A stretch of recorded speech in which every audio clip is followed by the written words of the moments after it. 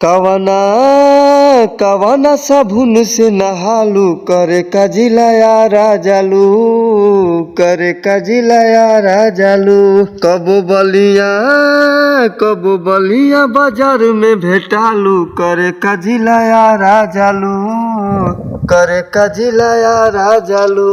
Hello दोस्तों, स्वागत है आप सभी का हमारे YouTube चैनल परवाना धुन में। मैं गीतकार पिंटू परवाना आज के इस वीडियो में आप सभी दोस्तों के लिए लेकर आ गया हूं भोजपुरी सॉन्ग।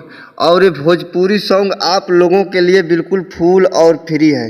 अगर आप लोग इसे गाना चाहते हैं तो गा सकते हैं, इसका कोई पेमेंट नहीं लगेगा। आप लोगों से एक छोटी सी रिक्वेस्ट है कि आप लोग हमारे चैनल पे नए हैं तो चैनल को फटाफट सब्सक्राइब कर दें, ताकि कोई भी हिट मैटर लेकर आऊँ तो सबसे पहले आप लोग के पास नोटिफिकेशन पहुंचे। अगर आप लोग मुझसे पर्सनली सॉन्ग लिखवाना चाहते हैं तो मेरा मोबाइल नंबर डिस्क्रिप्शन में मिल जाएगा, वहां से लेकर आप मुझसे कॉन्टेक्ट कर सकते हैं। चलिए मैं इसका डमी दे रहा हूँ। काफी अच्छा सॉन्ग लिखा हूँ, मुझे आशा नहीं बल्कि पूरी विश्वास है कि ये सॉन्ग आप लोग को जरूर पसंद आएगा। तो चलिए सीधे डमी की तरफ चलता हूँ। तोहरा से प्यार जब कैनी यही से असो फेल भैनी, यही से असो फेल भैनी।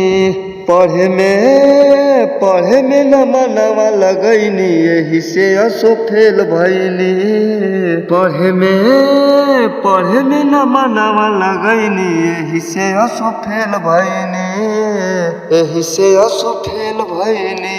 दोस्तों ये मुखड़ा था, आइए मैं इसके अंतरे की तरफ चलता हूँ। तोरा चक्कर में घूमनी रहर में ठीक से न पढ़नी रे, बात तोर मन के जिद हम ठान के अरवन से लड़नी रे। तोरा चक्कर में घूमनी रहर में ठीक से न पढ़नी रे, बात तोर मन के जिद हम ठान के अरवन से लड़नी रे।